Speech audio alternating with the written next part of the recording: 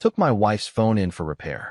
The technician, a family friend, pulled me aside and said, "Cancel the cards and change the locks immediately." Confused, I asked, "WHT happened?" He showed me the screen. I found these scheduled messages. "I'm Marcus Turner, 44 years old, and I live in Portland, Maine, which is basically the kind of place where people argue about whether Dunkin' Donuts or local coffee shops make better brew, and honestly, that's about as exciting as it gets most days. My wife, Laura, is what I affectionately call a graceful chaos tornado, which sounds romantic until you realize she literally destroys everything she touches with the kind of efficiency that would make a demolition crew jealous. The woman goes through phones like a teenager goes through TikTok trends, breaking at least one device per month, and I'm not exaggerating. Last month, she dropped her iPhone in the toilet while trying to photograph our cat, Mr. Whiskers, who was doing absolutely nothing interesting. The month before that, she left it on the roof of her car and drove off like she was auditioning for Fast and Furious, Suburban Mom Edition. I've watched this woman crack more screens than a hockey player loses teeth, and somehow, I'm always the one who ends up dealing with the aftermath. Me? I'm the responsible one in this marriage, the guy who actually remembers that trash day is Thursday, not whenever the bins start smelling like a crime scene. I'm the one who pays the bills on time, schedules the dentist appointments that Laura swears she'll remember but never does, and makes sure we have toilet paper before we're down to using napkins like we're camping in our own bathroom. My friends call me steady, which is code for boring, and my brother-in-law once introduced me at a barbecue as the guy who probably irons his jeans, which I don't, for the record, but I understood his point. I'm not the life of the party. I'm the guy who makes sure the party doesn't end with someone getting arrested or the house burning down. I'm the designated driver of life, basically, and I've made peace with that role because somebody has to be the adult, and it sure as hell isn't going to be Laura. So when I walked into our kitchen on a random Tuesday morning in October and saw her phone sitting there on the counter, screen shattered into what looked like a spider web designed by a drunk spider, I didn't even sigh. I just picked it up, looked at the damage, and thought to myself, well, here we go again. The thing was barely holding together, with little shards of glass threatening to fall out every time I tilted it, and I could see her lock screen photo. Us at the beach last summer, both looking happy and sunburned, peeking through the cracks like it was trying to escape. Laura was upstairs getting ready for work, probably trying on her 5th outfit of the morning because nothing ever feels right, and I figured this would be a nice surprise for her. You know, the kind of gesture that gets you bonus points in the marriage scoreboard that every husband keeps mentally, even though we pretend we don't care about that stuff. I decided right then and there that I'd take it to Eddie's repair shop downtown and get it fixed while she was at work. Eddie's this local tech wizard who's been fixing our electronics for years, the kind of guy who can resurrect a dead laptop with nothing but a screwdriver and what I suspect might be actual witchcraft. He once fixed our toaster with duct tape and a paperclip, and the damn thing still works 3 years later, so I trust him with pretty much anything that has a power button. Plus, he's cheap, which matters when your wife treats phones like they're disposable cameras from the 90s. I texted Laura to let her know I was taking care of it, got a bunch of heart emojis in response because that's her love language apparently, and headed out the door feeling pretty good about myself. The drive to Eddie's shop took maybe 15 minutes through Portland's downtown area, past the coffee shops where people sit with their MacBooks pretending to write novels, past the boutique stores that sell $30 candles that smell like coastal mornings or whatever marketing nonsense they come up with, and past the harbor where tourists take pictures like they've never seen water before. I parked in front of Tech Haven, which is what Eddie calls his shop, even though it's basically a cluttered room that smells like circuit boards and energy drinks, and walked in to find him hunched over someone's computer like a surgeon performing open-heart surgery. He looked up, saw me with the phone, and just nodded because we've done this dance enough times that he knows the routine. "Laura again?" he asked, taking the phone from me and examining it with the kind of professional assessment that doctors probably use when looking at x-rays. "When is it not, Laura?" I replied, and he laughed that knowing laugh that married guys share when they talk about their wives' quirks. He told me it would take about 30 minutes, maybe an hour tops, and I should grab a coffee and come back. So I did exactly that, walking down to the Dunkin' on the corner because I'm a creature of habit and also because their coffee is consistent, which is all I really want from life at this point. I sat there scrolling through my phone, checking emails about work stuff that could definitely wait, looking at pictures of my kids even though I'd just seen them at breakfast, and generally killing time like every other middle-aged dude in America. I wasn't thinking about anything dramatic or life-changing. I was literally wondering if I should get an apple fritter or if that would count as breaking my half-hearted attempt at eating healthier that I'd started on Monday and would probably abandon by Friday. When my phone rang and Eddie's name popped up on the screen, I figured he was calling to tell me the phone was ready or maybe that he needed some specific information about Laura's account. I answered while taking a sip of coffee, casual as anything, ready to just pick up the phone and head home. But Eddie's voice came through the speakers sounding weird, like strained and quiet, and he said, "Marcus, you need to come back to the shop right now." Not in a "hey, it's ready" kind of way, but in a "something is very, very wrong" kind of way that made my stomach drop faster than Laura drops phones. I drove back to his shop, probably breaking a few traffic laws, my mind racing through possibilities. Did he find something illegal on her phone? Was there some kind of malware? Did she secretly have a gambling problem I didn't know about? When I got there, the shop door was locked, which was weird because it was the middle of the day, and I had to knock before Eddie opened it, looked both ways down the street like he was in a spy movie, and pulled me inside. Just a nice husband move, right? That's what I thought when I picked up that phone. Just being a good partner, fixing something broken, earning those marriage points. Yeah, that's exactly what I thought too. Right before my perfectly boring, predictable marriage went full Netflix thriller and I realized that sometimes the most dangerous thing you can do is be helpful. Eddie locked the door behind me with this weird urgency that you usually only see in movies when someone's about to reveal that aliens are real or the government is listening through your microwave. And I'm standing there in his cramped little shop thinking maybe the guy finally snapped from inhaling too many soldering fumes. I mean, Eddie's always been a bit eccentric. The kind of dude who wears the same Star Wars t-shirt 3 days in a row and thinks energy drinks count as a food group. But this was different. His face had gone completely pale, like he'd just watched someone kick a puppy, and his hands were actually shaking as he gestured for me to follow him to the back workbench where Laura's phone was sitting under one of those bright LED lamps he uses for delicate repair work. "Eddie, what's going on, man?" I asked, trying to keep my voice light because honestly, I thought maybe he'd found some embarrassing photos or discovered that Laura had been texting her book club friends about how I snore like a congested walrus, which I do. But that's not exactly classified information. Did you accidentally delete something? Because if it's her contacts, I can probably recover most of them from the cloud, and she won't even notice if we lose a few random numbers from people she met at yoga 3 years ago and never talked to again. He didn't laugh at my attempt at humor, which should have been my first clue that this wasn't about lost contacts or accidentally wiped photos. Instead, he picked up the phone with 2 fingers like it was contaminated with some kind of deadly virus and turned the screen toward me. "Marcus, I need you to listen to me very carefully and not freak out, okay? Can you do that for me? Can you promise me you won't completely lose your shit right here in my shop?" Now, when someone asks you to promise not to freak out, that's pretty much a guarantee that you're about to freak out, right? It's like when a doctor says you might feel a little pressure, which actually means this is going to hurt like hell, and you'll probably cry.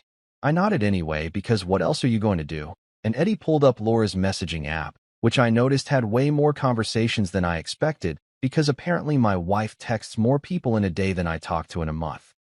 So I was replacing the screen, right? Eddie started explaining in this fast, nervous way that made him sound like he'd had about 6 espressos. And the phone kept buzzing with notifications, which is normal, whatever. But then I noticed something weird in her notification center. There were these scheduled messages, like a bunch of them, all queued up to send on specific dates over the next few months.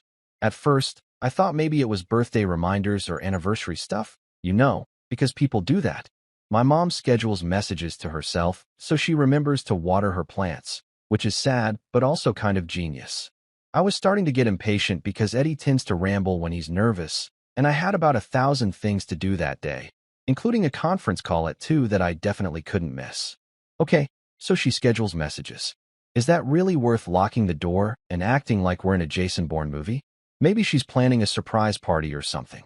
Eddie's expression shifted from nervous to something that looked like genuine fear mixed with pity, which is never a combination you want to see on someone's face when they're talking about your spouse. "Marcus, these aren't party invitations.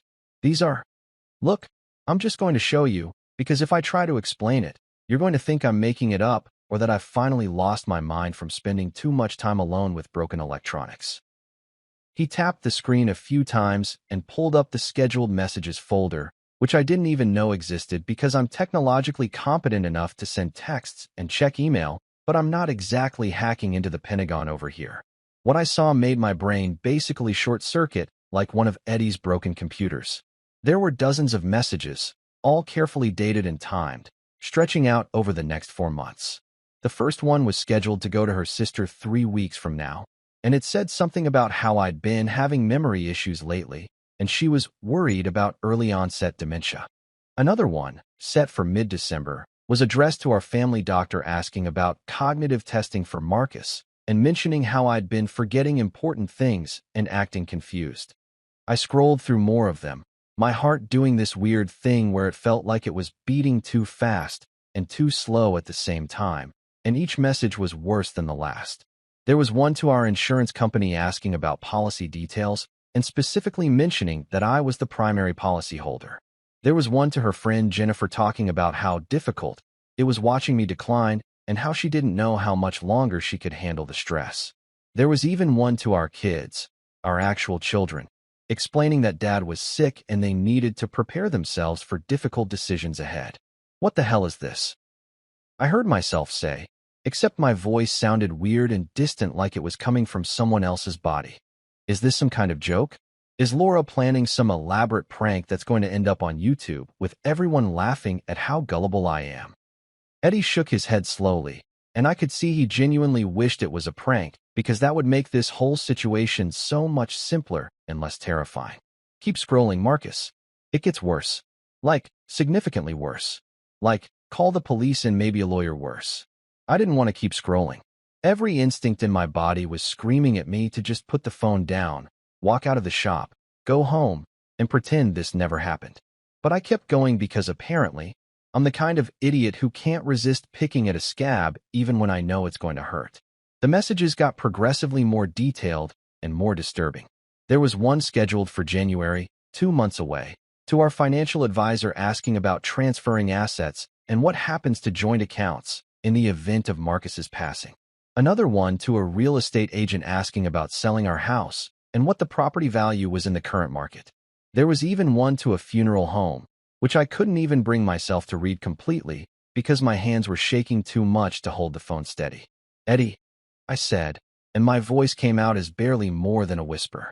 Eddie, what am I looking at here? Please tell me there's some reasonable explanation for this that doesn't involve my wife of 17 years planning to kill me and make it look like I died from some mysterious degenerative brain disease. He ran his hand through his hair, which was already standing up in weird directions from him, doing that same gesture probably 50 times since he discovered this nightmare. Marcus, I think you need to cancel your credit cards and change your locks. Like today. Like right now. I'm not trying to be dramatic or paranoid, but this looks like a textbook setup for insurance fraud and possibly murder. I watch a lot of true crime documentaries, and this is literally the playbook. First, you establish that the person is mentally declining so nobody questions weird behavior.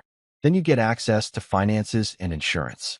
Then something tragic happens, and everyone just thinks it was a sad but inevitable outcome of the disease. I actually laughed at that point, which was probably not the appropriate response, but my brain couldn't process what it was seeing, so it just defaulted to hysterical laughter. Eddie, are you high? Did you eat some edibles before I got here? Because this is insane. Laura's not a murderer. She's a kindergarten teacher who cries during dog food commercials and once made me drive 20 minutes out of our way to avoid hitting a turtle crossing the road. She doesn't even kill spiders. She catches them in cups and releases them outside while talking to them about how they're just trying to live their lives. You're telling me that woman is planning to murder me for insurance money. But even as I said it, I could hear how desperate and unconvincing I sounded, like I was trying to convince myself more than Eddie. Because the evidence was right there on the screen, time-stamped and scheduled and meticulously planned. This wasn't some spontaneous decision or emotional outburst. This was calculated. This was organized. This was someone who had sat down, probably multiple times, and carefully crafted a narrative that would make my death look natural and expected. Eddie put his hand on my shoulder in that awkward way that guys do when they're trying to be supportive but don't really know how to express emotions properly. I'm sorry, man. I really am. I wish I was high, and I wish this was all some crazy misunderstanding. But you need to take this seriously. You need to figure out what you're going to do, and you need to do it fast, because I don't know when she's planning to actually, you know, make her move. I stood there in that cramped repair shop, staring at my wife's cracked phone screen, and realized that I'd just stumbled into the most dangerous situation of my entire boring, predictable life, all because I decided to be a nice husband and get her phone fixed. I drove home from Eddie's shop in what I can only describe as a fugue state, which is a fancy psychological term I learned from some documentary I watched at 2 in the morning when I couldn't sleep, and it basically means your brain is functioning, but you're not really present in your own body. I don't remember hitting a single stoplight or turning onto our street or even parking in the driveway, but suddenly I was sitting in my car staring at our house. This perfectly normal Cape Cod-style place with blue shutters that Laura picked out 3 years ago because she said they were coastal chic, and thinking about how everything I thought I knew about my life was potentially a complete fabrication. The lawn needed mowing, which I'd been putting off because it's October, and I kept thinking maybe I could squeeze out one more week before winter hit. And there were pumpkins on the front porch that Laura had arranged in what she called an autumn tableau. And everything looked so goddamn normal that I almost convinced myself Eddie had been wrong. But then I remembered those scheduled messages, each one a carefully placed domino in what was apparently a plan to make me disappear, and I felt my stomach turn over like I'd eaten bad seafood. I had Laura's phone in my jacket pocket. Eddie had insisted I take it, said something about evidence and documentation that I barely processed. And I kept touching it through the fabric like I needed to confirm it was real and not some hallucination brought on by a gas leak or a brain tumor or whatever else could explain this absolute insanity.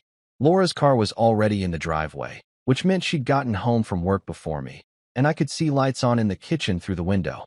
For a brief, wild moment, I considered just driving away, maybe going to a hotel or my brother's place in Boston or possibly just Mexico, because I'd always wanted to see the pyramids and now seemed like an excellent time to become an expat. But that's not how I'm wired, unfortunately.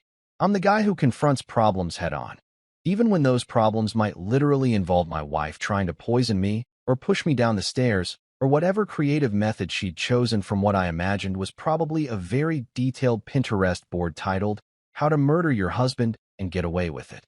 I walked into the house trying to act normal, which is incredibly difficult when you're simultaneously terrified and furious and also questioning your own sanity. Laura was in the kitchen cooking, and the smell hit me immediately. Lasagna, my favorite, which she makes with this ricotta mixture that's probably got enough calories to require its own insurance policy, but tastes like something angels would eat if angels weren't too busy with harps and clouds. She was humming along to some song playing from her iPad, probably something from her Cooking Vibes playlist that's mostly just acoustic covers of 80s songs, and she looked so normal and happy and completely not like someone who was planning to become a widow by January that I felt this cognitive dissonance that was almost physically painful. "Hey, honey," she called out when she heard me come in, turning around with this bright smile that I'd seen 1,000 times over 17 years of marriage. "You're home earlier than I expected. How was your day? I'm making lasagna because I know Tuesdays are rough for you with all those client meetings, and I thought you could use some comfort food." I stood there in the doorway like an idiot, trying to figure out if this was genuine affection or if she was fattening me up before the slaughter like some twisted version of Hansel and Gretel. "My day was interesting," I managed to say, hanging up my jacket carefully so she wouldn't hear the phone in my pocket. "Got a lot done. You know how it is.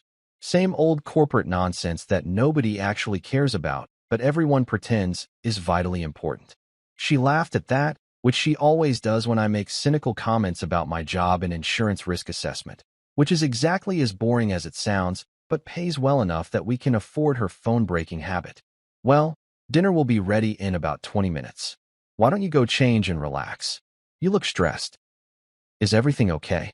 The concern in her voice sounded genuine, which was somehow worse than if she'd been cold or distant, because it meant either she was an incredible actress or I was losing my mind, and Eddie had completely misinterpreted a bunch of innocent scheduled reminders.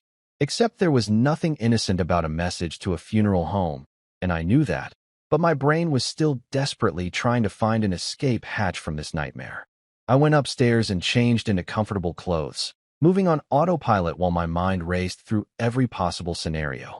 Maybe Laura was planning a surprise intervention because she genuinely thought I was sick. Maybe she'd been talking to WebMD too much and convinced herself I had early dementia based on the fact that I sometimes forget where I put my keys.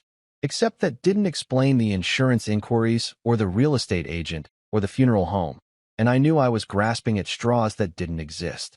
When I came back downstairs, the table was set with our nice plates, the ones we usually only use for company or holidays, and there were candles lit because apparently this was going to be a romantic Last Supper situation. Laura had opened a bottle of red wine, some Cabernet that we'd been saving from our anniversary last year, and she poured me a glass with a smile that made my paranoia spike to levels that probably required medication.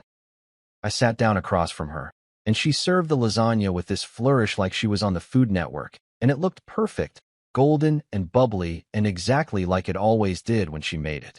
She was talking about her day, something about one of her kindergarten students eating glue and another one announcing that his parents were getting divorced during show and tell. And normally, I would have been engaged and asking questions and making jokes about how 5-year-olds have no filter. But instead, I was analyzing every word she said, looking for hidden meanings or threats or some indication that this was all part of her master plan. "You've been so forgetful lately," she said casually, taking a sip of her wine, and my entire body went rigid because that was exactly the narrative she was building in those scheduled messages. "Remember last week when you couldn't find your wallet and it was in the fridge? And you forgot about our dinner with the Hendersons even though I reminded you 3 times. I had forgotten about that dinner, which was actually true, but now I couldn't tell if it was normal middle-aged forgetfulness or if she'd been deliberately setting me up by giving me wrong dates or gaslighting me into thinking I was losing my memory. "I've just been stressed with work," I said, picking up my fork and staring at the lasagna like it might contain arsenic or rat poison or whatever household substance Google recommends for discreet murder. Laura kept talking, completely oblivious to my internal crisis.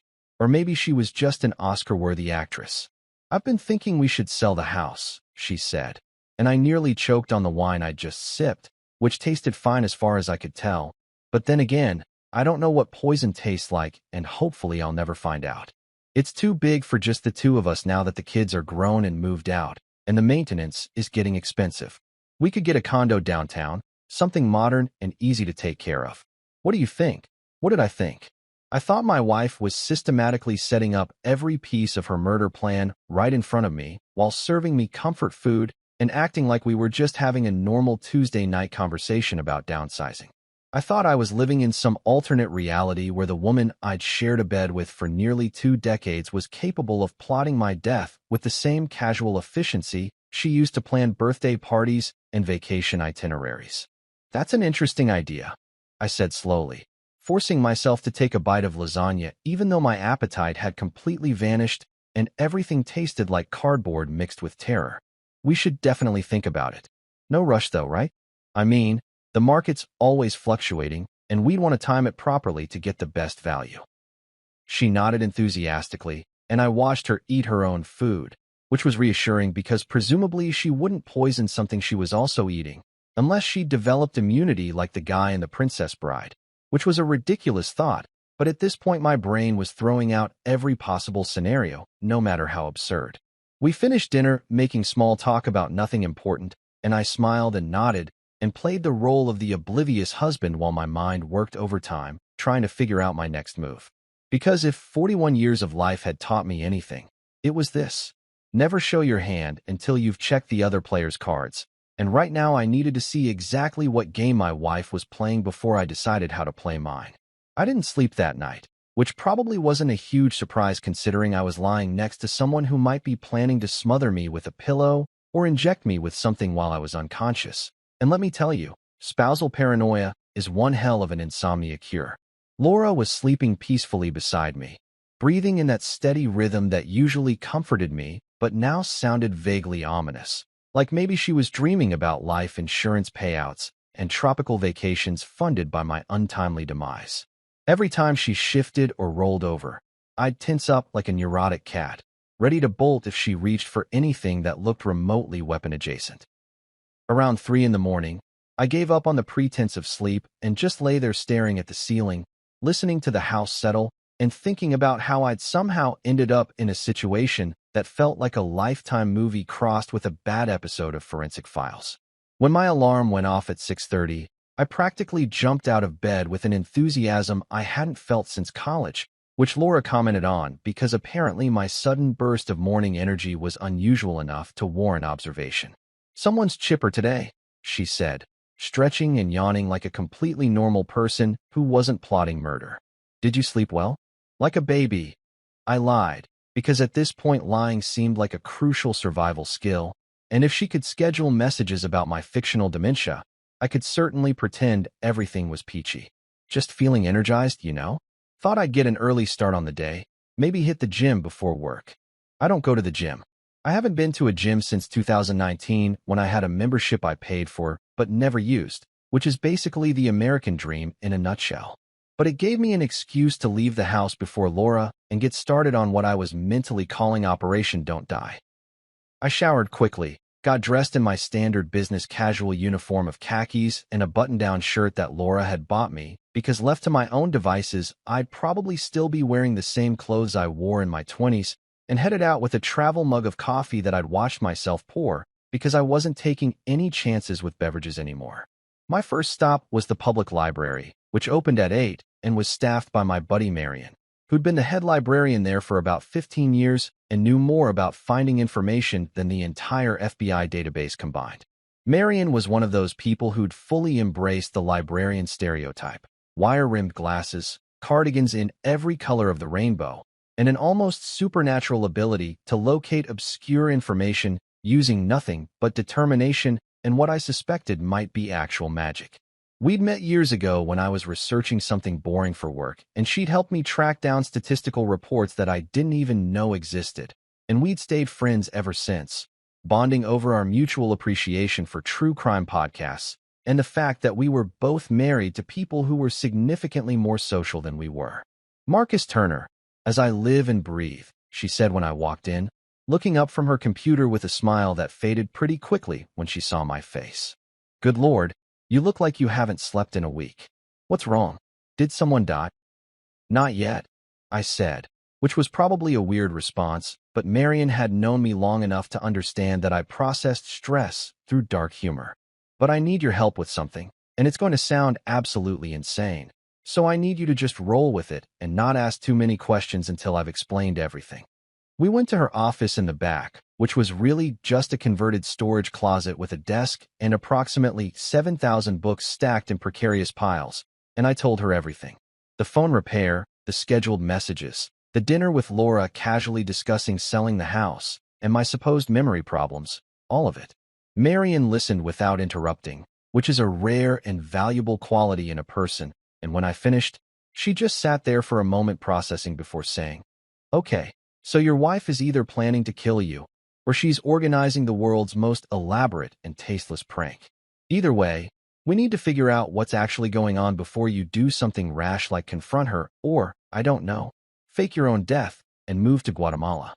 Guatemala wasn't on my list, but I'll add it, I said, and she rolled her eyes but pulled up her computer with the kind of determined expression that librarians get when they're about to research the hell out of something. "Let me see the phone," she said, and I handed over Laura's device, which I'd been carrying around like it was the Hope Diamond or some other priceless artifact that needed constant supervision. Marion started scrolling through the messages, her expression getting progressively more concerned, and then she started digging into Laura's email, using some password recovery trick that I didn't quite follow, but seemed slightly illegal and definitely outside the scope of normal librarian duties. What we found over the next 2 hours made my stomach sink lower than it had already been, which I didn't think was possible. Laura's email was a goldmine of information that I absolutely did not want to discover. There were dozens of messages to someone named Elle Harding, who was apparently her business consultant, which was weird because Laura didn't have a business. She was a kindergarten teacher who occasionally sold crafts on Etsy, not exactly someone who needed professional consulting services. The emails were vague but troubling, lots of mentions about the plan and timeline, and securing assets that sounded less like legitimate business talk and more like dialogue from a heist movie. Marion, bless her detective-loving heart, started running background checks on this Harding person using library databases and public records that she had access to through various professional subscriptions. What came up was disturbing enough that I actually felt my hands go cold despite the stuffy warmth of Marion's office. L. Harding, full name Lydia Harding, had quite the colorful history. She'd been involved in multiple business ventures that had ended mysteriously, usually with her business partners either dead or bankrupt or both. There were news articles from different cities, all following the same basic pattern. Harding would partner with someone, convince them to restructure their assets or take out large insurance policies, and then something unfortunate would happen. A car accident here, a sudden illness there, one particularly suspicious house fire in Cleveland that had made regional news. Holy shit, Marion whispered, staring at her screen like she'd just uncovered evidence of a serial killer, which honestly might not have been far from the truth. Marcus, this woman is bad news. Like, legitimately dangerous bad news. She's never been formally charged with anything because apparently she's smart enough to cover her tracks, but the pattern is pretty damn clear.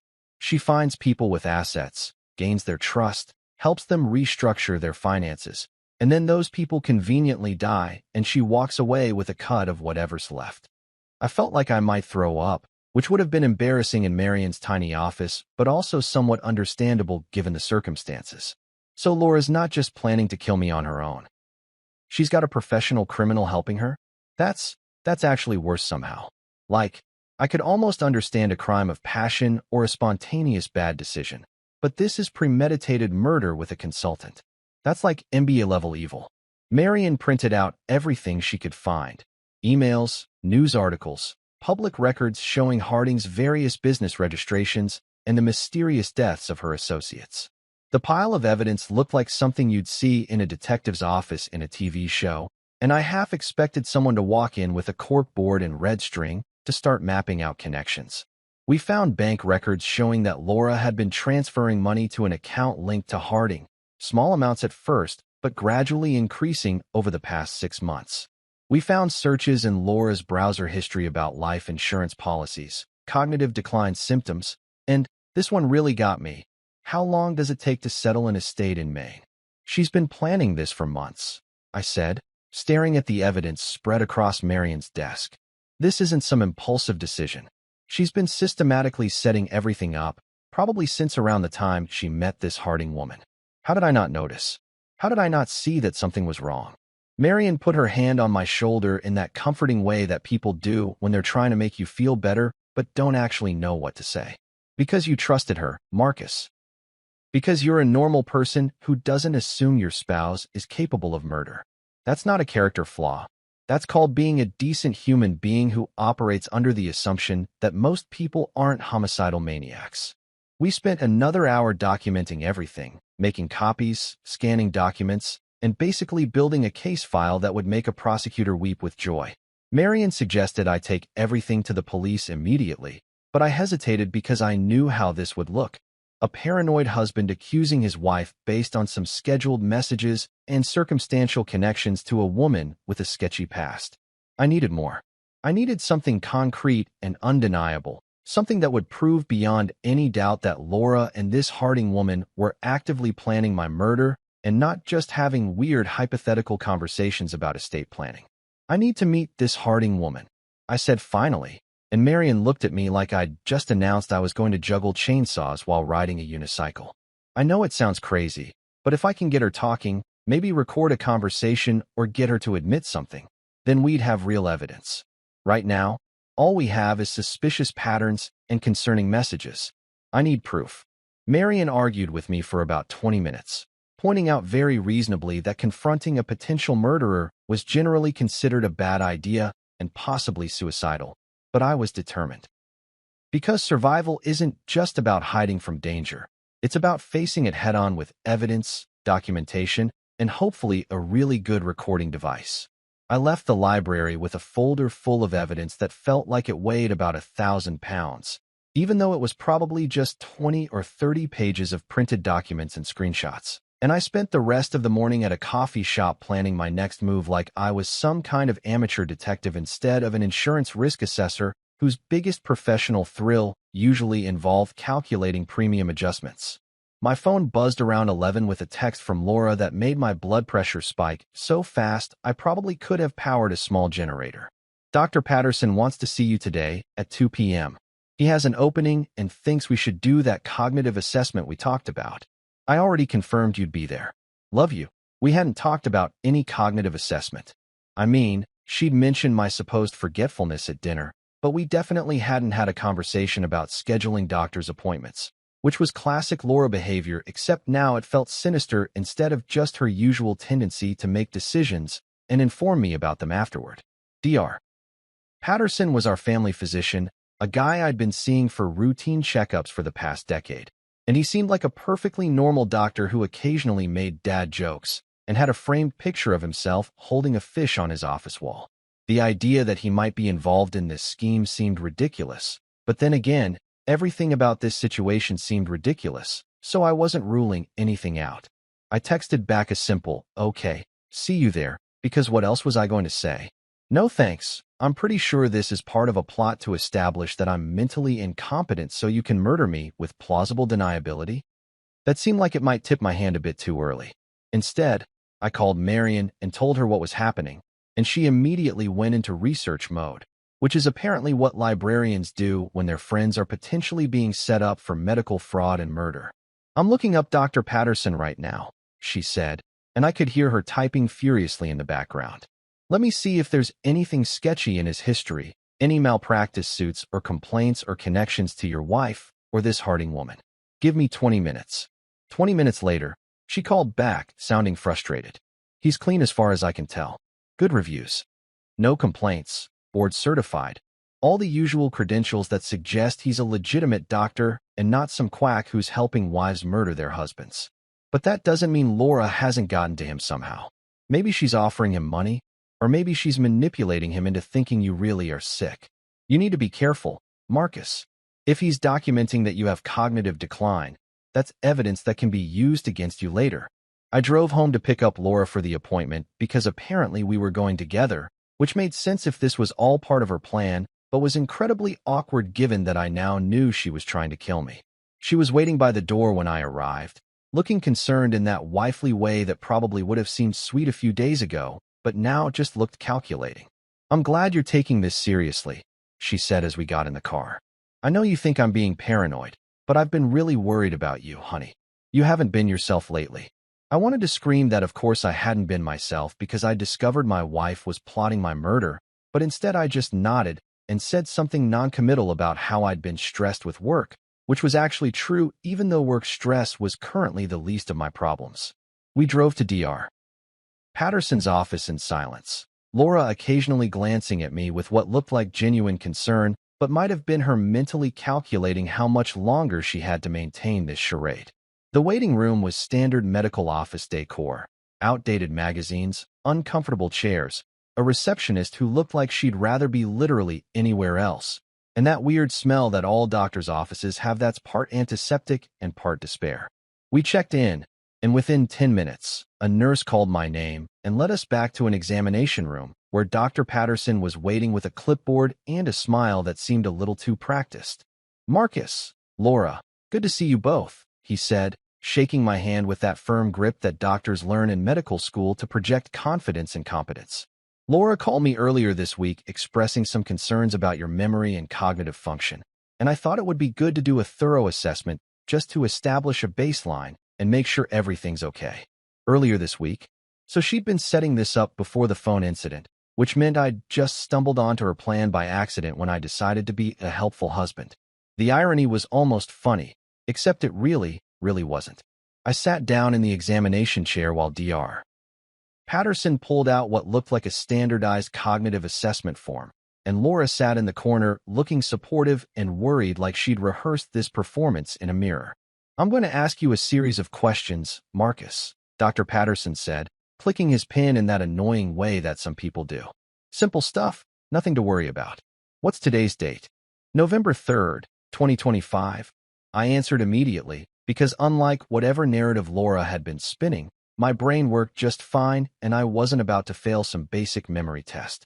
He nodded and made a note, and we continued through the assessment, counting backward from 100 by sevens, remembering a list of words he gave me, drawing a clock showing a specific time, all the standard tests they use to check for dementia or cognitive impairment.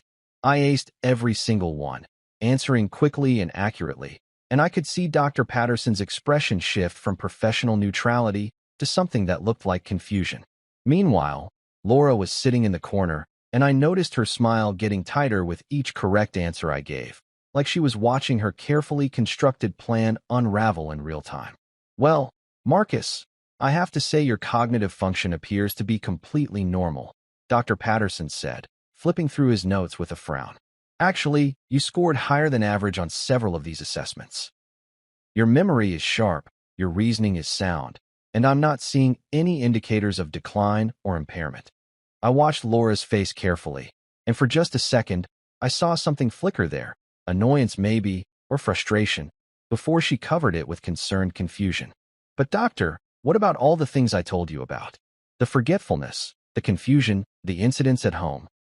Dr. Patterson looked between us, and I could see him doing the mental calculation that doctors do when they realize something doesn't add up. Mrs. Turner, based on this assessment and my examination, I'm not finding any evidence to support those concerns. In fact, Marcus seems perfectly healthy from a cognitive standpoint.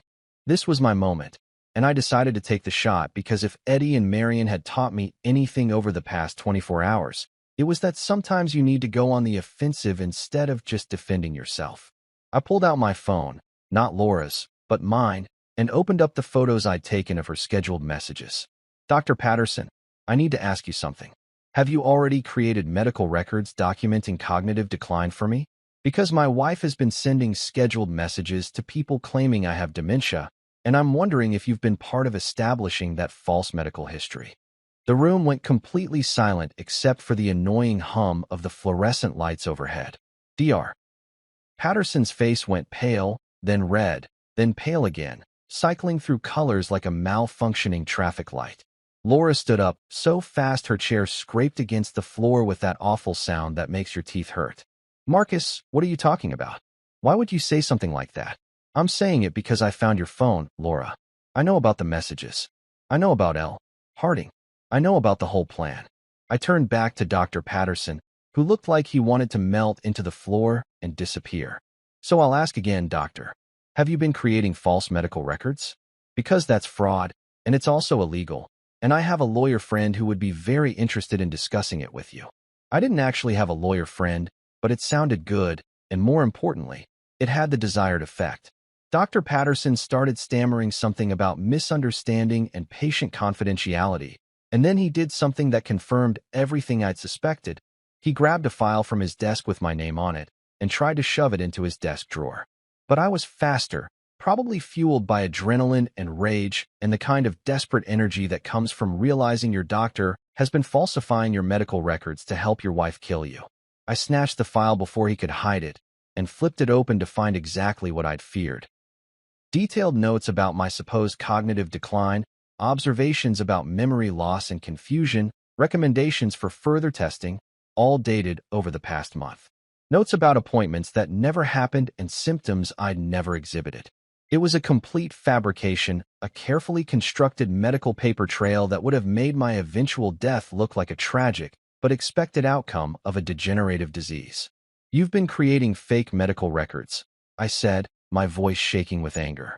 You've been documenting appointments that never occurred and symptoms I never had. That's medical fraud, Dr. Patterson. That's the kind of thing that gets you sued and loses you your license and possibly puts you in jail. The doctor looked like he might cry, which was pathetic but also kind of satisfying. She said you were in denial about your condition. She said you'd refused to come in for testing, and she needed documentation to help get you into treatment. I was trying to help. Help. I laughed, and it came out harsh and bitter. You were helping her set me up to be murdered, you idiot. Did she pay you?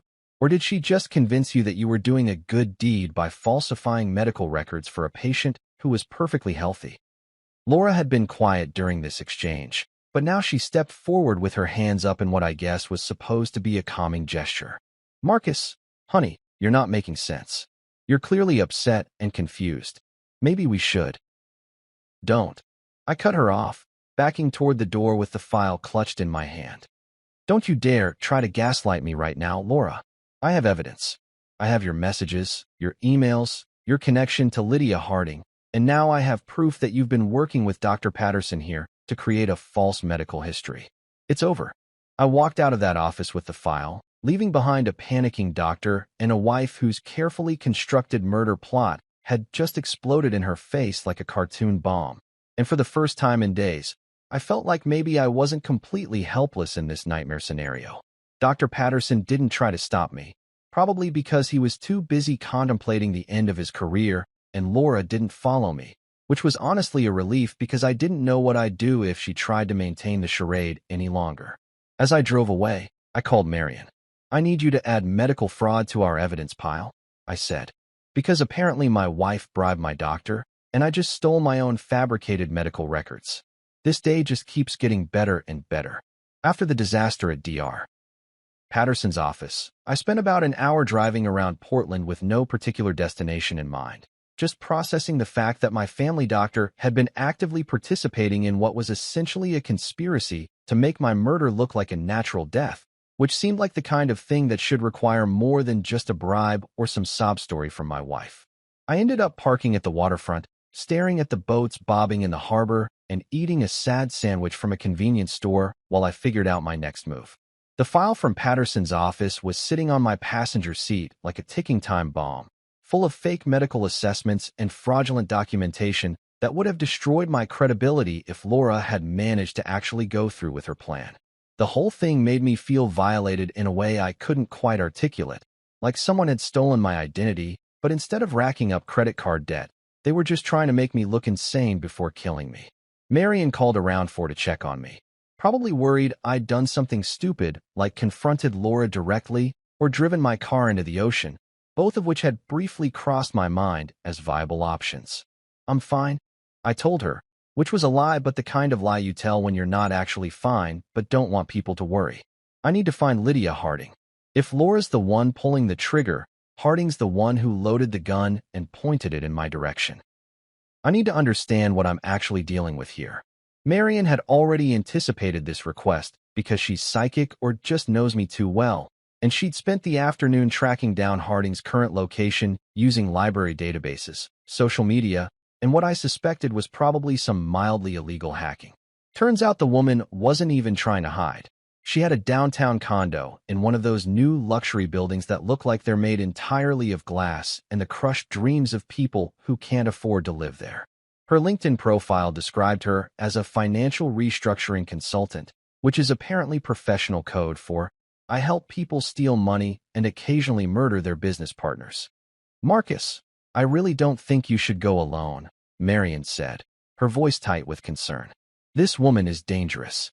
She's been connected to at least 3 suspicious deaths that we know about, and probably more that never made the news. What are you going to do? Just knock on her door and ask her to confess to conspiracy to commit murder? That's exactly what I'm going to do, I said, because apparently discovering that your wife wants you dead does something to your sense of self-preservation. But I'm going to record the conversation, and I'm going to be smart about it. I just need her to talk, to give me something concrete that proves she and Laura are actively planning this. Right now, I have suspicious messages and a sketchy background, but I need actual evidence of intent. I stopped at an electronics store on my way to Harding's building and bought one of those digital voice recorders that people use for lectures or meetings, the kind that's small enough to fit in your shirt pocket and supposedly has excellent audio quality. The teenager working the register looked at me like I was either a spy or just incredibly boring, and I didn't bother explaining that I was actually just a middle-aged guy trying not to get murdered by his wife and her criminal consultant. I also bought a cheap button-down shirt with a front pocket specifically designed to hide the recorder because apparently I was committing fully to this amateur detective routine. Harding's building had that kind of modern lobby that's all marble and chrome and uncomfortable designer furniture that looks expensive but feels like sitting on geometric shapes, with a doorman who seemed like he took his job way too seriously for someone whose primary responsibility was opening doors and judging people.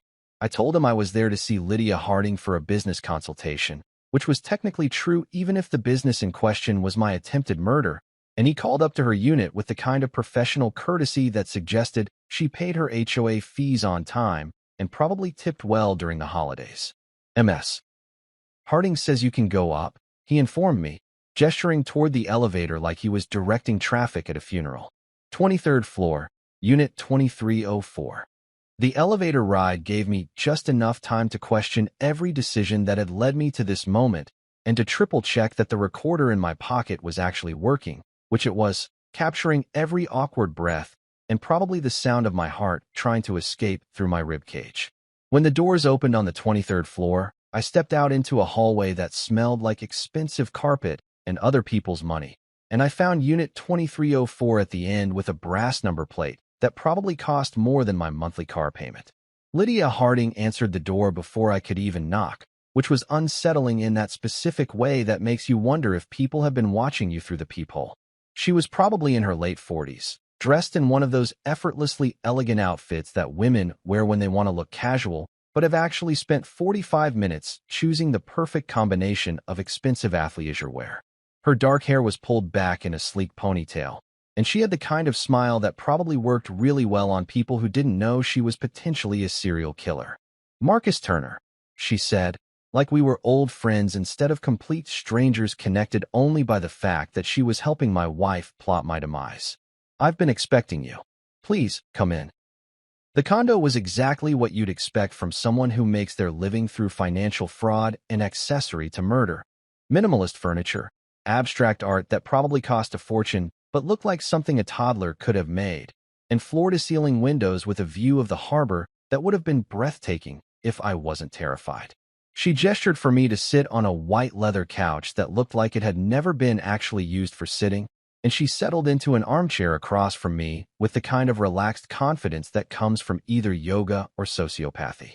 "Can I get you something to drink?" she offered, and I almost laughed because accepting beverages from someone who's helping plan your murder seemed like Darwin Award territory.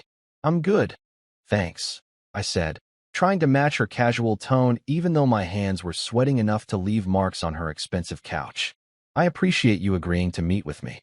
I'm guessing Laura told you I might be stopping by."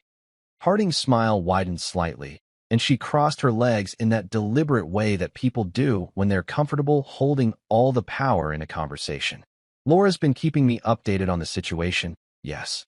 She mentioned you found her phone and that you've been asking questions. I have to admire your resourcefulness, Marcus. Most men in your position would have just confronted their wives directly and ended up looking paranoid and unstable. But you've been smart about it. Gathering evidence, doing research, building a case. It's almost admirable." The recorder in my pocket was capturing every word, and I silently thanked whatever electronics gods existed that the audio quality was good. "So you admit you've been working with Laura? Helping her plan? What exactly?" She laughed, which was somehow worse than if she'd been cold and threatening. "Oh, Marcus, let's not play games. You know exactly what we've been planning. You found the messages, you talked to Dr. Patterson, you've clearly done your homework. The question isn't what we're planning. The question is what you're going to do about it." I forced myself to stay calm, to keep her talking, because every word she said was evidence that could potentially save my life. "I'm curious about something. Why do you do this? What do you get out of helping people murder their spouses? Is it just the money, or is there something else?" Harding leaned forward slightly, and her expression shifted from amused to something more serious, almost businesslike. "It's not about the money, although that's certainly a nice bonus. It's about helping people solve problems that they can't solve on their own. Your wife, for instance, she's been unhappy for years, trapped in a marriage that doesn't fulfill her, tied to a life she never really wanted. But divorce is messy and expensive, and in her case, it wouldn't give her the financial freedom she needs to start over. So I provide a solution that's cleaner and more profitable for everyone involved. Everyone except me," I pointed out, which seemed like an important distinction.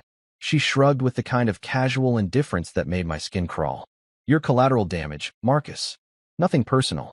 You've been a good husband by all accounts, reliable, responsible, boring. But boring doesn't pay for the lifestyle Laura wants, and it certainly doesn't spark passion or excitement. She's ready to move on, and I'm helping facilitate that transition.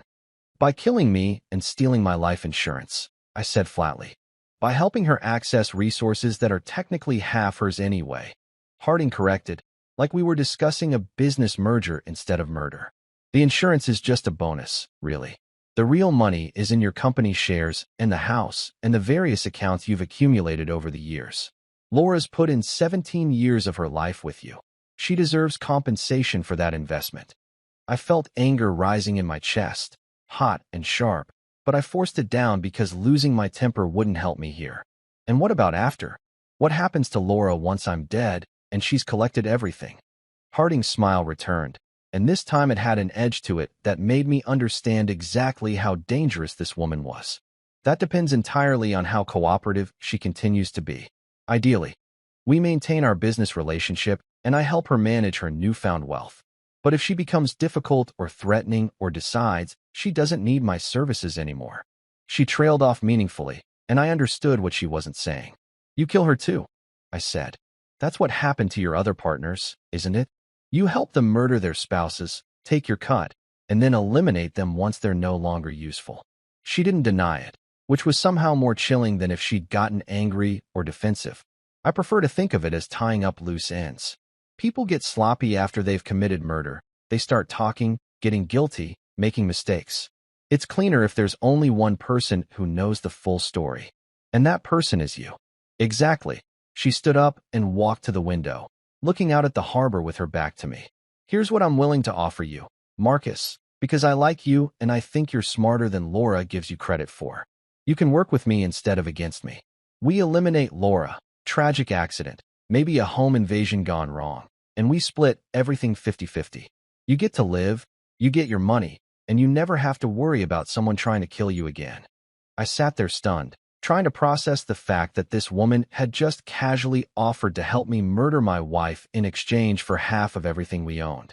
You want me to betray Laura and help you kill her? I want you to survive, Harding corrected, turning back to face me. And I'm offering you the best possible outcome for this situation. Otherwise, I'm afraid we'll have to proceed with the original plan, and that doesn't end well for you. I stood up slowly, making sure the recorder was still safely hidden in my pocket.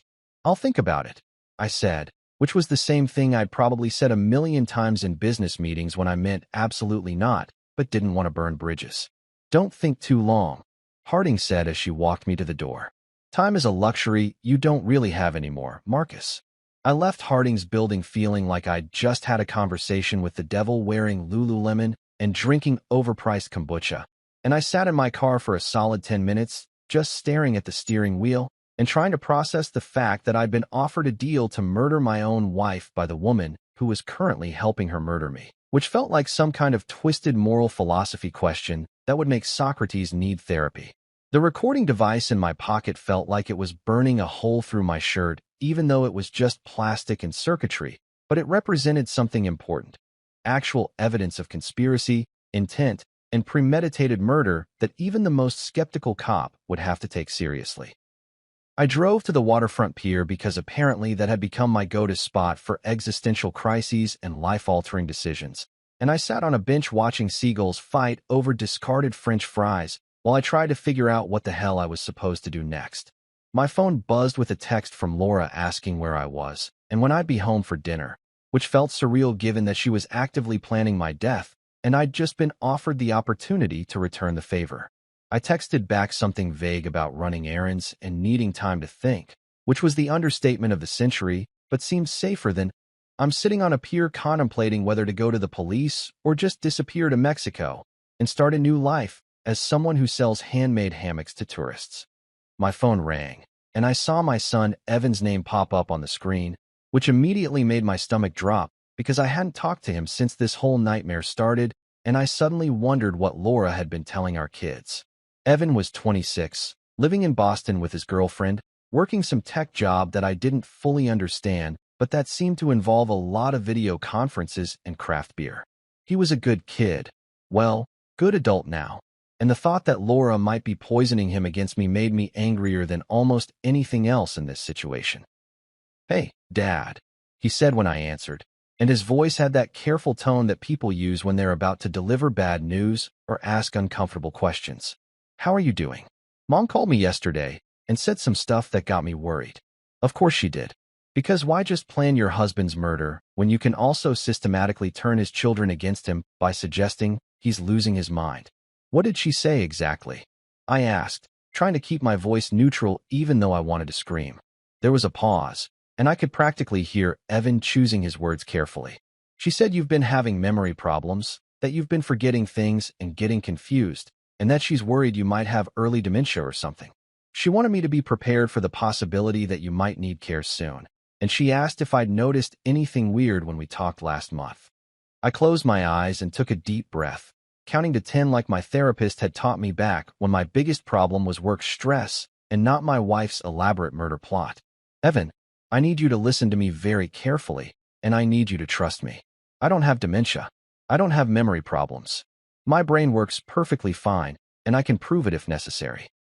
What I do have is a wife who's been working with a criminal consultant to make it look like I'm mentally incompetent so that when I die mysteriously, everyone will think it was a tragic but expected outcome of a degenerative disease. The silence on the other end of the line lasted so long that I thought maybe the call had dropped, but then Evan said, "Dad, that's insane. Are you hearing yourself right now? That sounds exactly like something someone with paranoid delusions would say." "I know how it sounds," I said, and I could hear the desperation creeping into my voice. "I know it sounds completely crazy, and that's exactly why Laura's plan was so brilliant. But I have evidence, Evan.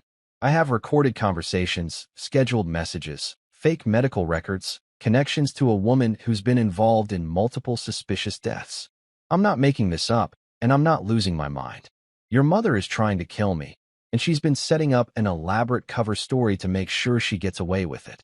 Another long pause, and then, "Can you prove it?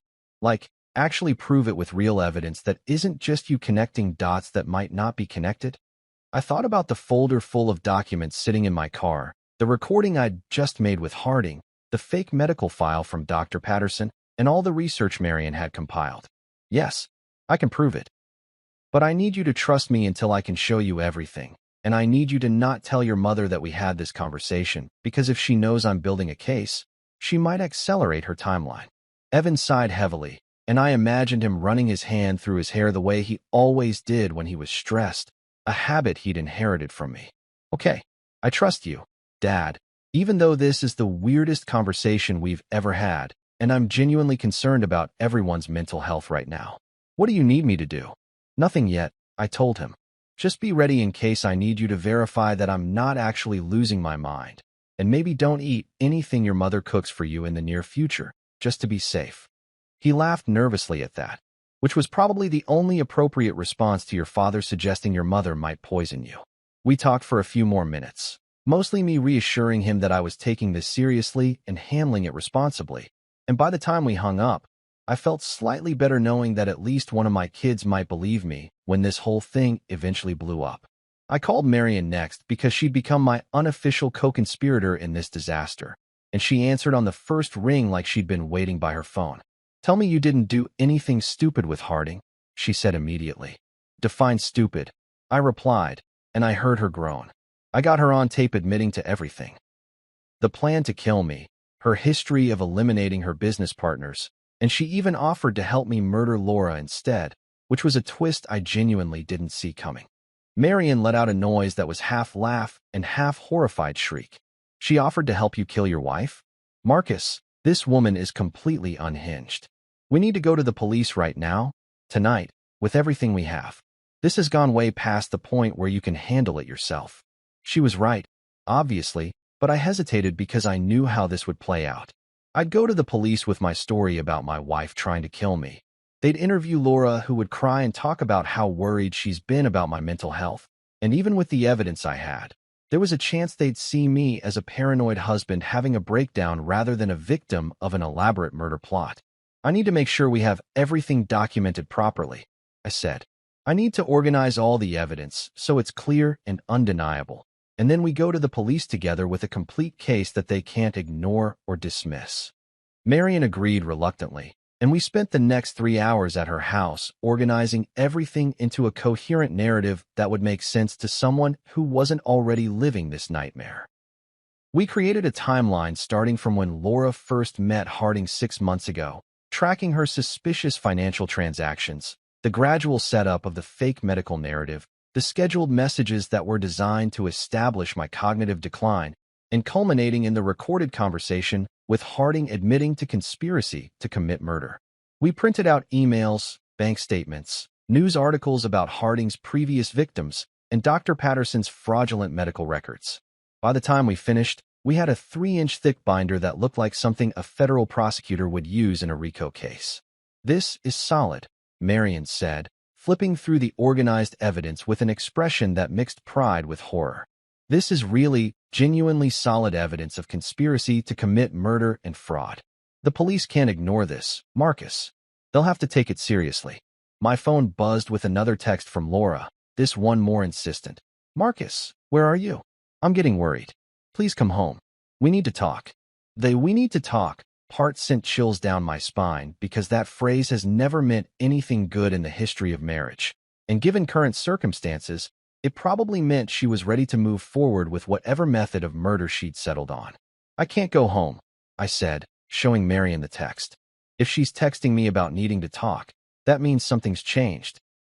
Maybe Harding told her about my visit, or maybe she figured out that I stole the medical records from Patterson.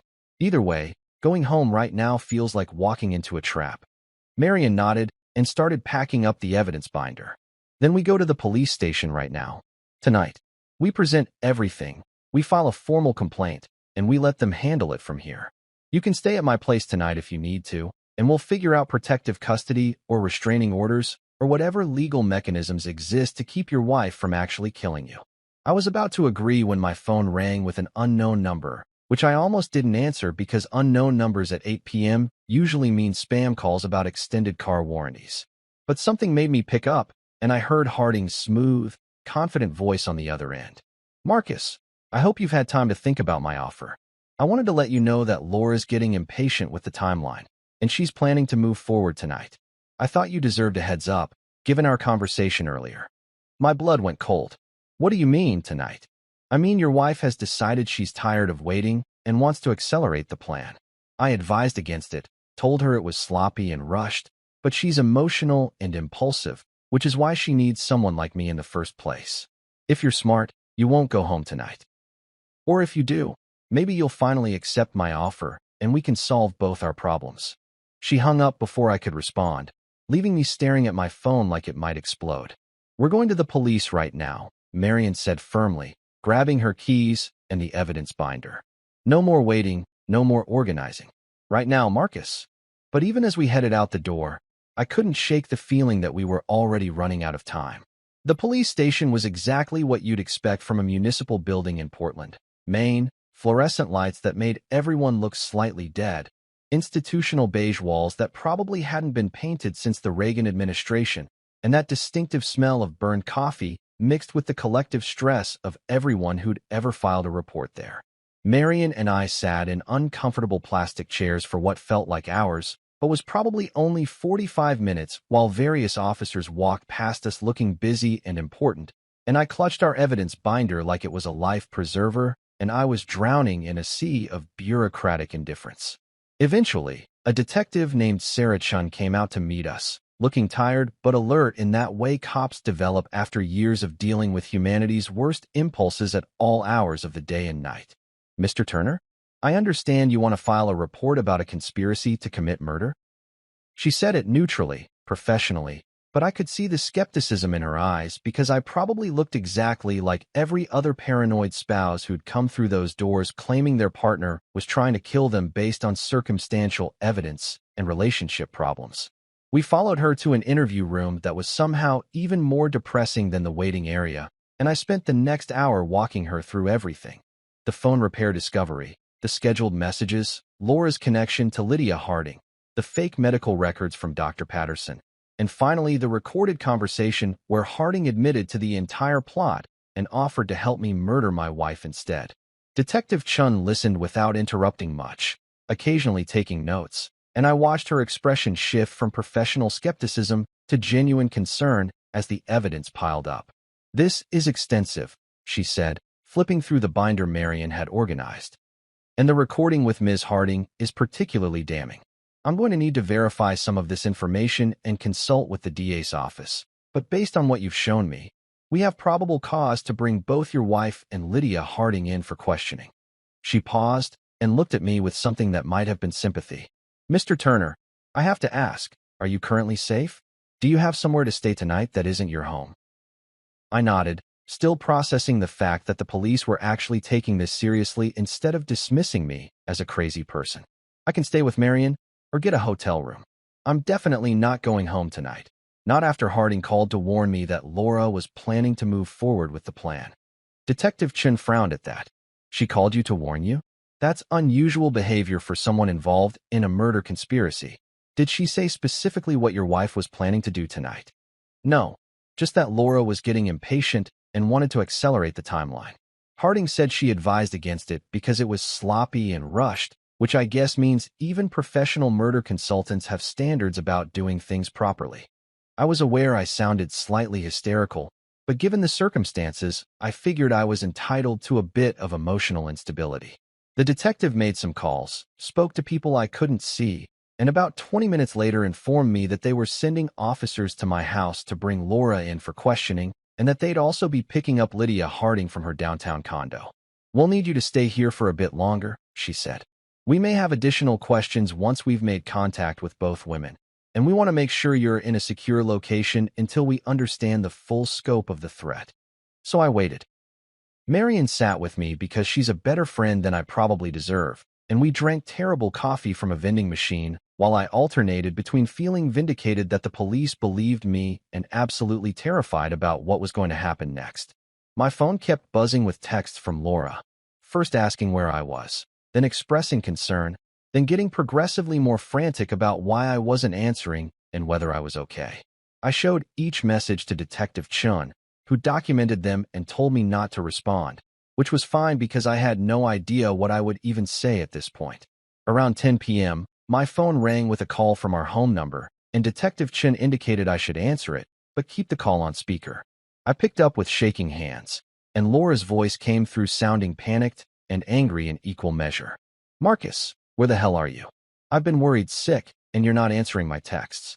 The police just showed up at our house saying they need to talk to me about some allegations you made. What's going on? Have you completely lost your mind?" I looked at Detective Chun, who nodded for me to respond.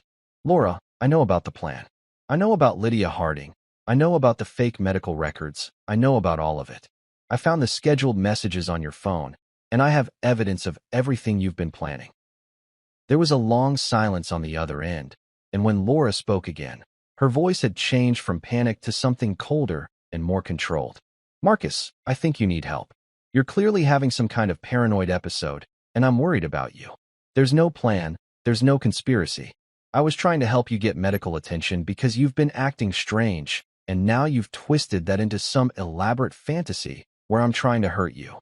It was exactly the response I'd expected, and it might have worked if I didn't have hours of recorded evidence and documentation to back up my claims. "Tell that to the police," I said, and hung up because I didn't trust myself to keep talking without saying something I'd regret. Detective Chen looked satisfied. "That was good. She's going to try to spin this as concern for your mental health, which we anticipated. But the evidence speaks for itself, and once we bring in Harding and she realizes we have her on tape, there's a good chance she'll cooperate to reduce her own charges." What happened next moved faster than I expected. The police brought Laura to the station around 11, and I caught a glimpse of her being escorted past the interview room where Marion and I were waiting. She looked furious and scared and somehow still managed to shoot me a look that could have melted steel, which was impressive given that she was potentially about to be charged with conspiracy to commit murder. They put her in a different interview room, and Detective Chen told me. They'd picked up Harding as well, who'd apparently been in the middle of packing a suitcase when officers arrived, which suggested she'd been planning to disappear once Laura made her move. The interview with Laura lasted about 2 hours, and I wasn't present for it, but Detective Chun filled me in afterward. Laura had stuck to her story initially, claiming I was mentally unstable, that she'd been trying to get me help, that the scheduled messages were just reminders to herself about concerning behavior she'd noticed. But when they played the recording of Harding admitting to the entire conspiracy and offering to kill Laura instead of me, her story fell apart like a house of cards in a wind tunnel. She tried to claim Harding had manipulated her, that she'd never actually planned to go through with anything, that it was all just theoretical discussion that got out of hand.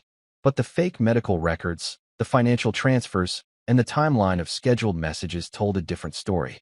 Harding, on the other hand, had apparently just smiled when they arrested her and asked for her lawyer without saying another word, which Detective Chin said was typical behavior for someone who'd done this before and knew exactly how the system worked. She's going to be harder to prosecute, the detective admitted. She's careful about maintaining plausible deniability in most communications, and she'll claim she was just providing financial consulting services.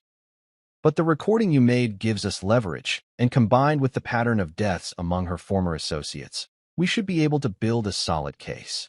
It was almost 2 in the morning when Detective Chin finally told me I could leave, with the understanding that I'd need to come back for additional interviews and eventually testify, if this went to trial. They'd arrested both Laura and Harding, charging them initially with conspiracy to commit murder and fraud, with the possibility of additional charges pending further investigation. I walked out of that police station into the cold November night, feeling simultaneously relieved and completely hollowed out, like someone had scooped out all my emotions with an ice cream scoop and left me running on nothing but adrenaline and caffeine. Marion drove me to a hotel because going back to my house felt impossible even though Laura was in custody, and I checked in using my credit card while the night clerk looked at me with the kind of studied disinterest that suggested he'd seen plenty of people having worse nights than mine. The room was generic and impersonal. Beige walls, mass-produced art, a bed that was probably fine but felt like cardboard after everything I'd been through. I sat on the edge of that bed still wearing my clothes and shoes, and I finally let myself process the fact that my wife of 17 years had genuinely tried to kill me, had planned it methodically over months, and would probably be going to prison for a very long time. My phone buzzed with a text from Evan. "Dad, what the hell is happening? Mom's friend Jennifer just called saying Mom got arrested. Please tell me this is some kind of misunderstanding." I typed out a response explaining that it wasn't a misunderstanding, that everything I'd told him earlier was true, and that I'd call him in the morning to explain everything properly. Then I turned off my phone, lay back on the uncomfortable hotel bed, and stared at the ceiling until exhaustion finally dragged me into something that vaguely resembled sleep. The next morning hit me like a freight train made of regret and stale hotel coffee, and I woke up with my clothes still on, my phone buzzing like an angry hornet, and approximately zero clarity about what I was supposed to do with the rest of my life now that my wife was in jail for trying to murder me. I had 17 missed calls, mostly from my kids, a few from concerned friends who'd apparently heard through the Portland gossip mill that something dramatic had happened, and one from my brother asking if I'd finally snapped and killed Laura myself, which seemed like a reasonable question given that he'd always thought our marriage was boring enough to drive someone to homicide. I showered in the hotel bathroom, using those tiny bottles of shampoo that never quite get your hair clean, put on the same clothes because I hadn't thought to pack a bag when I fled my house yesterday, and headed back to the police station because Detective Chun had called asking me to come in for follow-up questions. The media had apparently gotten wind of the story overnight, something about a kindergarten teacher and a professional con artist conspiring to murder the teacher's husband made for great headlines. And there were actually news vans parked outside the station when I arrived, which made me feel like I'd stumbled into someone else's life instead of my own. Detective Chen looked like she hadn't slept either, which made me feel slightly better about my own exhausted appearance. "Your wife wants to make a deal," she told me without preamble, gesturing for me to sit down in the same depressing interview room from last night. Her lawyer contacted the DA this morning offering to testify against Harding in exchange for reduced charges. She's claiming Harding manipulated her, preyed on her vulnerabilities, and convinced her that you were already dying from dementia, so killing you would be a mercy. I actually laughed at that, which probably wasn't the appropriate response, but my brain had apparently given up on normal emotional reactions. A mercy killing? I'm 44 and perfectly healthy. How is that possibly going to fly as a defense? It's not, Detective Chin said flatly. But her lawyer's job is to get her the best deal possible. And right now that means throwing Harding under the bus and hoping the DA feels generous. Harding, meanwhile, is sticking to her story that she was just a financial consultant who had theoretical conversations with your wife, but never actually conspired to commit any crimes. Her lawyer's arguing that the recording you made was obtained under false pretenses and might not be admissible. The thought that either of them might get away with this made my blood pressure spike to levels that probably required medical intervention. Months later, I'm sitting in my new downtown condo, one of those modern places with exposed brick and industrial lighting that I never would have chosen when Laura was around, because she always preferred the coastal charm aesthetic that basically meant everything had to look like it came from a nautical-themed Pinterest board. The trial ended 3 weeks ago, and let me tell you, watching your wife of 17 years get sentenced to 20 years in prison for conspiracy to commit murder is the kind of experience that makes you reconsider every life choice you've ever made, including that regrettable haircut in 2008 and the time you bought a timeshare in Florida. Laura got 20 years after her plea deal fell apart, when prosecutors proved she'd been the primary driver of the murder plot, not some vulnerable victim manipulated by the evil Lydia Harding. Turns out all those emails and text messages showed Laura as enthusiastic and detail-oriented about planning my death as she'd been about organizing our daughter's wedding 2 years ago, which was both impressive and absolutely terrifying. Harding got 25 years for attempted murder, conspiracy, fraud, and about 17 other charges that the DA threw at her once they started digging into her history. They found evidence connecting her to 5 other suspicious deaths, though they could only prosecute her for 2 because apparently murder has statute of limitations issues if you're clever enough about covering your tracks. Dr. Patterson lost his medical license and got 3 years for medical fraud, which seemed light considering he'd been creating fake records to help facilitate murder. But apparently the justice system has different standards for white-collar crimes committed by people who look respectable and own boat shoes. He testified against both Laura and Harding in exchange for the reduced sentence, spending 6 hours on the stand looking like he wanted to melt into the floor while explaining how Laura had convinced him I was in denial about my cognitive decline and just needed documentation to help get me into treatment. The jury didn't buy it, which restored some of my faith in humanity's collective bullshit detector. I'm dating now, which feels weird to even say out loud because I spent 17 years being married and had kind of assumed that was my permanent status until death, preferably natural death at a very old age, not murder orchestrated by my spouse. Her name is Grace. She's a journalist who covers true crime stories for a regional magazine. And yes, the irony of dating someone who writes about murder after nearly being murdered myself is not lost on either of us. We met when she interviewed me for an article about the case, and I should have known I was in trouble when she showed up with actual research about insurance fraud patterns and asked intelligent questions instead of just trying to get me to cry on camera for emotional impact. You know what the weirdest part is? I told Grace over dinner last week at this Italian place that makes carbonara so good it should probably be illegal. I don't even hate Laura. I'm angry, obviously, and I'll never forgive her, and I'm perfectly happy never speaking to her again for the rest of my natural life. But mostly I just feel sad that she thought killing me was easier than just asking for a divorce like a normal person who's unhappy in their marriage. Grace had laughed at that, which is one of the reasons I like her. She appreciates dark humor and doesn't try to make me process my trauma through earnest heart-to-heart conversations that make me want to fake my own death just to escape the emotional vulnerability. Maybe she really wanted that insurance money, Grace suggested. Or maybe she'd watched too many Dateline episodes and thought she could get away with it because everyone else on that show seems shockingly incompetent at murder. Sometimes Laura writes me from prison, long letters about how sorry she is, how Harding manipulated her, how she never actually would have gone through with it. I never reply. I don't open them anymore, actually. They go straight into a box in my closet because my therapist says I might want them someday for closure, which sounds like psychological bullshit. But I'm paying her $200 an hour, so I figure I should at least pretend to take her advice seriously. My kids have adjusted better than I expected, though Sophie still sees a therapist twice a week to process having a mother in prison for attempted murder, and Evan refuses to visit Laura even though she keeps requesting family visits. She tried to kill you, Dad, he said when I suggested maybe he should at least talk to her. I don't really feel like having coffee, and catching up with someone who scheduled your funeral before you were actually dead. I've started cooking, which is hilarious because Laura always handled that, and I'd basically existed on takeout and cereal during my bachelor years. Turns out I'm not terrible at it. I make a decent stir-fry and my scrambled eggs are apparently competent, according to Grace, which I'm choosing to take as a compliment.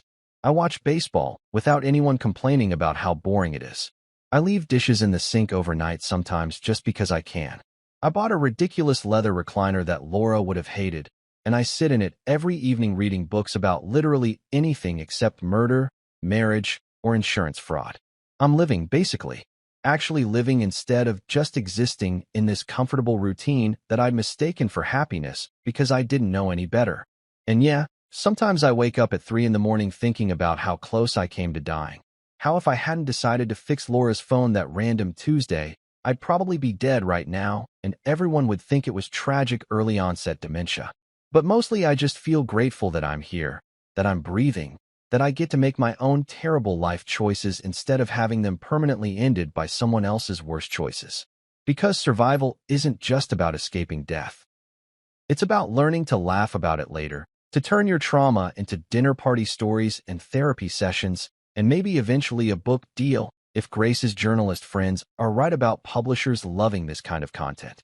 It's about waking up every morning in your overpriced downtown condo and thinking, well, I'm still alive, which means I won today.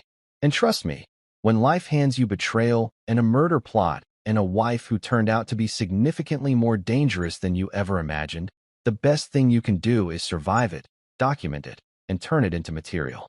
It's cheaper than therapy, more satisfying than revenge, and way better for YouTube if you ever decide to start a channel about surviving attempted murder. I'm Marcus Turner. I'm 44 years old. I live in Portland, Maine, and I'm the guy who almost got murdered by his kindergarten teacher wife and her professional criminal consultant. And somehow, against all odds and common sense, I'm doing pretty damn okay.